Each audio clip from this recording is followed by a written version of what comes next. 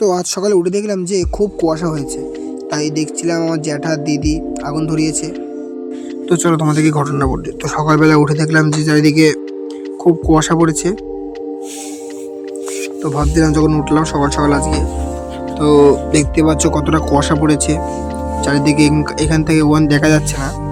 তো যাই হোক, যখন সকাল সকাল উঠে পড়লাম দেখতে পাচ্ছ খুব কুয়াশা। তো ভাবছিলাম যে একটু আগুন ধরালে ভালো হতো। তো এদিকে এসে দেখছি আমার জ্যাঠা দিদি এসেছিলো, তো দিদি আগুন ধরিয়েছে। দেখতে পাচ্ছ আগুনটা বেশ গনগনিয়ে চলছে। তো আমি আর কিছু না ভাবে চলে এলাম আগুনের কাছে।